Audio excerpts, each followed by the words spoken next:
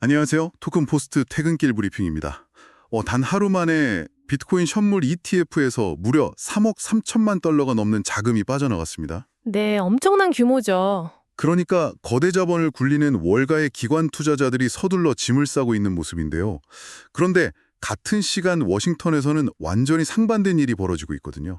트럼프 대통령은 디지털 자산을 미국의 기존 금융 시스템에 깊숙이 통합하려는 행정명령에 서명했고요. 게다가 국가 차원의 전력적 비축 논의까지 지금 급물살을 타고 있습니다. 맞습니다. 한쪽에서는 가속 페달을 강하게 밟고 있는데 다른 한쪽에서는 브레이크를 밟으면서 자금을 회수하는 이 모순적인 상황. 오늘 브리핑의 미션은 바로 이 지점을 파헤치는 겁니다. 표면적인 가격 등락이나 차트의 색깔만 보면 사실 세잔의 진짜 흐름을 놓치기 쉬운 시기거든요.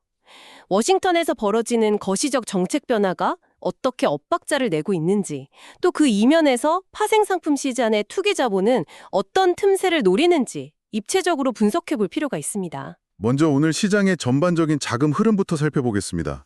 현재 암호화폐 시장, 짙은 혼조세입니다. 비트코인은 77,327달러 선에서 강보합세를 지키고 있는데요. 네, 한 0.47% 정도 상승하며 굳건한 모습이죠. 반면에 이더리움은 2,131달러로 오히려 0.21% 하락했습니다. 여기서 중요한 건 시장의 파일을 누가 차지하고 있느냐를 보여주는 도미넌스 지표잖아요. 그렇죠. 자금의 쏠림 현상을 볼 수 있으니까요. 비트코인 점유율은 60.21%로 계속해서 몸집을 불리는데 이더리움은 10%로 주저앉았습니다. 여기서 이제 단순히 비트코인만 오르고 알트코인은 소외되고 있다. 이렇게 결론 내리면 데이터의 절반만 보는 셈입니다. 이면의 거래량 데이터를 들여다봐야 시정 참여자들의 진짜 심리가 적나라하게 드러나거든요. 어떤 데이터에 주목해야 할까요? 현재 탈중앙화 금융, 즉 디파이 거래량이 12.82% 감소했습니다. 그리고 시장에서 기축통화나 혈관 역할을 하는 스테이블 코인 거래량도 20.35%나 줄어들었고요.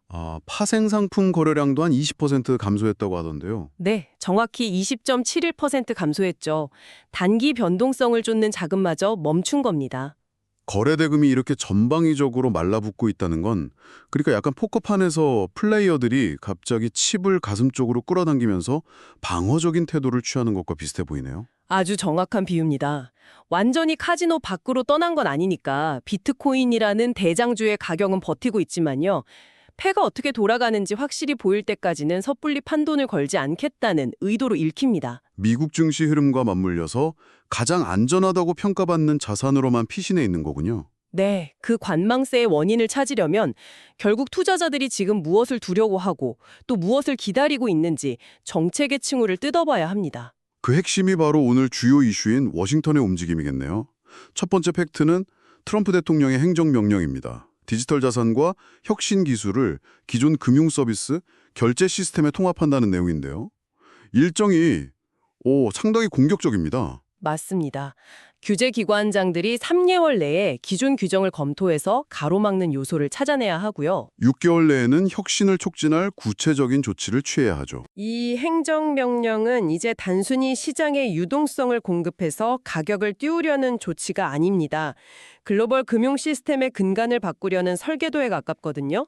구조적인 변화라는 뜻인가요? 네, 세부 항목을 유심히 보면 연준이 비은행 금융회사의 결제 계좌와 서비스 접근을 허용할 수 있는지 검토하라는 지시가 포함되어 있습니다. 비은행 금융회사가 연준의 결제망에 직접 접근한다.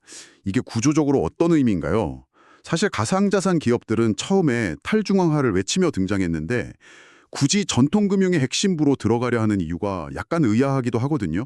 결국 시스템의 효율성과 확장성 때문입니다. 지금까지 미국의 핵심 결제망은 JP모건이나 뱅크 오브 아메리카 같은 대형 전통은행들의 전유물이었습니다. 암호화폐 거래소나 핀테크 기업들이 법정화폐를 처리하려면 무조건 이런 은행들을 중개자로 거쳐야 했고요. 그렇죠. 여기서 막대한 수수료, 시간 지연, 또 언제 계좌가 폐쇄될지 모른다는 컴플라이언스 리스크가 발생했거든요. 만약 가상자산 기업들이 연준 결제망에 직접 연결된다면 이 중간 단계를 완전히 건너뛰게 됩니다. 전통은행들 입장에서는 거대한 철옹송에 금이 가는 격이겠네요. 기존 은행들과 동등한 지위에서 독자적인 금융 생태계를 구축할 수 있게 되는 엄청난 파급력이 있는 거죠. 여기에 트럼프 대통령의 고문인 패트릭 위트의 발언도 상당히 의미심장합니다. 미국의 전략 비축 관련 발표가 수준에 나올 것이라면서 미국이 규칙을 만들지 않으면 다른 국가의 규칙을 따라야 한다고 말했거든요. 단순한 경제 정책이 아니라 지정학적 게임 이론이 깔려 있는 것 같습니다. 화폐 패권의 문제로 접근하는 겁니다. 미국이 국가 단위로 비트코인을 비축하기 시작하면 달러 패권에 의존하던 다른 국가들도 리스크 해지 차원에서 비트코인을 보유해야만 하는 연쇄작용이 일어날 수 있거든요. 내시 균형의 이동이 발생하는 거군요. 디지털 자산 인프라 주도권을 놓치지 않겠다는 국가적 선언이네요. 그런데 이런 정책적 밀어주기만 보면 당장이라도 엄청난 자금이 쏟아져야 할 것 같은데 현실은 정반대입니다. 네, 앞서 오프닝에서 짚어주신 자금 이탈 현상이죠. 네, 비트코인 현물 ETF에서 3억 3,100만 달러가 유출됐습니다. 그중 블랙록 아이비트에서만 3억 2,600만 달러가 빠졌고요. 이더리움 ETF도 6,229만 달러가 순유출됐는데 기관들은 왜 이 호재를 두고 발을 빼는 걸까요? 그게 정책이 실행되는 과정에서 심각한 마찰음이 나고 있기 때문입니다. 엘리자베스 워런 미국 상원의원이 통화감독청에 보낸 강도 높은 비판 서한이 그 마찰음을 대변하죠. 워런 의원이 리플이나 코인베이스 등 최소 9개 기업에 국가 신탁은행 인가를 내준 것을 정면으로 문제 삼은 그 서한 말씀이시죠. 맞습니다. 가상자산 기업들이 인가를 받는 게 어떤 이점이 있길래 정치권에서 이렇게 강하게 제동을 거는 건가요? 워런 의원 측의 논리가 구체적으로 무엇인지 궁금합니다. 워런 의원의 핵심 논리는 규제 차익에 대한 경고입니다. 사실 전통적인 은행들은 예금자 보호, 막대한 자본준비금 유지, 엄격한 자금 세탁 방지 같은 엄청난 비용과 의무를 짊어지고 있잖아요. 네, 규제가 굉장히 무겁죠. 그런데 가상자산 기업들이 인가를 받게 되면 은행으로서 누리는 결제망 접근이나 신뢰도 상승이라는 과실은 챙기면서 전통은행들이 감당하는 무거운 소비자 보호 의무는 교묘하게 피해갈 수 있다는 지적입니다.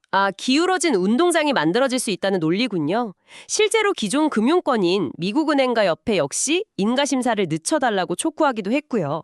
새로운 산업을 끌어들이려는 대통령의 행정명령이라는 엑셀과 시스템 리스크를 방어하려는 의회 및 전통 금융권의 브레이크가 동시에 작동하고 있는 셈입니다. 네, 그래서 지만 투자자들의 자금 이탈은 바로 이 지점에서 설명이 됩니다. 불확실성 때문인가요? 정확합니다. 수천억 원을 굴리는 기관에게 가장 치명적인 독은 악세가 아니라 불확실성입니다. 방향성은 혁신을 향해 가고 있지만 그것이 실제 법안으로 통과되고 규제로 안착하기까지 얼마나 많은 정치적 진흙탕 싸움이 있을지 예측하기 어렵거든요. 그래서 기계적으로 리스크 관리에 들어가며 포지션을 줄이는 거군요. 하루 만에 수억 달러가 유출된 건 전형적인 방어적 포지셔닝이네요. 그렇습니다. 하지만 기관들은 단기적인 마찰에 몸을 사리고 있어도 시야를 조금 더 넓혀보면 구조적 변화들이 감지됩니다. 미국 연준 발표를 보면 현재 미국인의 약 10%가 암호화폐를 보유하고 있다고요? 2022년 약세장 이후 최고치 수준입니다. 바다 건너 일본 상황도 흥미롭고요. 네, 일본에서는 집권 자민당이 인공지능과 블록체인 기술을 활용한 금융 인프라 구축안을 공식 승인하기도 했죠. 이게 기관 자금의 단기 이탈과 리테일 시장의 펀더멘털을 구분해서 봐야 하는 이유입니다. 일본 자민당의 구축안은 단순히 코인 거래를 허용하겠다는 게 아니거든요. 블록체인을 국가 결제 인프라의 뼈대로 삼겠다는 내용이었죠. 네, 그 위에서 인공지능이 자율적으로 경제 활동을 하도록 만들겠다는 대단히 미래지향적인 실험입니다. 기관들이 단기 자금을 뺄지언정 개인 투자자들의 일상적 수용성이나 국가 단위의 시스템 투자는 멈추지 않고 있다는 증거죠. 여기에 지정학적 변수도 하나 추가해야 할 것 같습니다. 미국 상원이 트럼프 대통령의 이란 관련 군사 권한을 제한하는 결의안 추진 절차를 통과시켰습니다. 중동 지역의 긴장감을 좀 낮출 수 있는 소식이죠. 네, 미군을 자위적으로 운용하는 걸 막겠다는 취지인데 이런 조치가 시장에 안도 랠리를 제공할 수 있는 배경이 되기도 하니까요.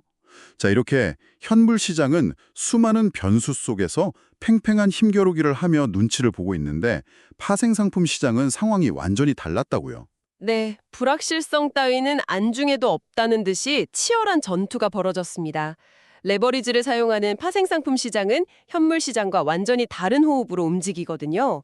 지난 24시간 청산 데이터를 보면 과열된 심리를 엿볼 수 있습니다. 24시간 동안 무려 8억 6,920만 달러 규모의 포지션이 강제 청산됐습니다. 상승을 기대한 롱 포지션이 4억 4,660만 달러, 하락을 기대한 숏 포지션이 4억 2,260만 달러 날아갔는데요. 특히 도지코인이 10.7% 급등하면서 9,570만 달러라는 거대한 청산액을 기록했죠. 네, 솔라나, 리플, 에이다 같은 주요 알트코인에서도 대규모 청산이 잇따랐습니다. 여기서 데이터 이면을 좀 쪼개서 볼 필요가 있습니다. 24시간 전체 누적으로 보면 롱과 숏 포지션 청산 비율이 비슷해 보입니다. 시장이 위아래로 거칠게 흔들리면서 양쪽 투기 세력을 다 털어냈다는 건데요. 네, 그런데요. 현미경 배율을 높여서 최근 4시간의 데이터를 보면 흐름이 완전히 다릅니다. 특정 거래소, 특히 바이낸스를 중심으로 최근 4시간 동안 발생한 청산의 86%가 숏 포지션이었습니다. 하락에 베팅했던 사람들이 일방적으로 학살당했다는 뜻이네요. 여기서 슈 스퀴즈라는 개념을 한번 짚고 넘어가면 좋겠습니다. 가격이 떨어질 거라 예상하고 자산을 빌려서 미리 팔아버린 게 숏 포지션인데 예상과 달리 가격이 오르기 시작하면 손실을 막기 위해 울며 겨자 먹기로 해당 자산을 시장가에 사들여야 하잖아요. 네, 하락을 원했던 자금이 억지로 매수세로 돌변하면서 가격 상승에 기름을 붓는 현상. 이게 숏 스퀴즈죠. 부족해지면 시스템에 의해 포지션이 강제로 청산됩니다. 기계적으로 매수해야 하는 거죠. 도지코인이나 리플에서 갑작스런 급등이 나온 배경에 이 숏 스퀴즈가 강하게 작용했을 확률이 높습니다. 그렇다면 현재 시장을 지켜보는 투자자 입장에서는 가장 중요한 의문이 생깁니다. 지금 알트코인들이 보여주는 반등이 새로운 자금이 유입되는 진짜 추세의 전환인지 아니면 단순히 숏 스퀴즈로 인한 일시적인 불꽃놀이인지 어떻게 구분할 수 있을까요? 그 부분을 명확히 구분하기 위해 반드시 확인해야 할 두 가지 기준점이 있습니다. 첫 번째는 미결제 약정의 변화무다. 파생상품 시장에 아직 청산되지 않고 열려있는 총 계약수를 의미하는 지표죠. 네, 쉽게 말해 시장에 새롭게 들어와 있는 연료의 양입니다. 만약 가격이 급등하는데 미결제 약정 수치가 오히려 줄어든다면 그것은 새로운 상승 추세를 믿고 자금이 들어온 게 아니라는 뜻입니다. 아, 기존 숏 포지션들이 청산되면서 억지로 가격만 밀어 올렸다는 거네요. 정확합니다. 연료가 채워지지 않은 채 타고 남은 가짜 반등일 확률이 높다는 경고 신호죠. 가격은 오르는데 미결제 약정은 빠진다. 그것은 숏 스퀴즈가 만든 착시일 가능성이 높다는 거군요. 두 번째 기준점은 무엇입니까? 바로 대형 거래소의 현물 거래량입니다. 파생상품 시장에서 한바탕 소동에 휩쓸고 지나간 뒤에 그 상승된 가격을 유지하려면 결국 현물 시장에서 진짜 돈을 주고 자산을 사모으는 실질적인 매수세가 동반되어야 하거든요. 바이낸스나 코인베이스 같은 메이저 거래소에서 유의미한 거래량 상승이 뒷받침되어야 한다는 말씀이네요. 그렇죠. 그게 없다면 파생시장이 만들어낸 단기적인 펌핑은 모래성처럼 금방 무너질 수밖에 없습니다. 미결제 약정이 늘어나며 새로운 자금이 들어오는지 그리고 현물 매수 거래량이 든든하게 받쳐주는지를 동시에 확인해야 한다는 명확한 기준이네요. 자, 오늘 딥다이브에서 살펴본 수많은 데이터와 맥락들을 하나로 꿰어보면서 이 생각을 한번 해보셨으면 합니다. 월가의 거대 기관 투자자들은 워싱턴의 규제 불확실성을 핑계삼아 단 하루 만에 현물 ETF에서 3억 달러가 넘는 자금을 빼내며 잔뜩 몸을 사리고 있습니다. 당장의 리스크를 회피하려는 전형적인 기득권 자본의 움직임이죠. 하지만 동시에 구조적 변화는 이미 바닥부터 시작되고 있습니다. 미국 리테일 투자자의 10%가 시장에 참여하며 견고한 지지층을 형성하고 있고요. 일본은 인프라 차원에서 블록체인을 실험하고 있죠.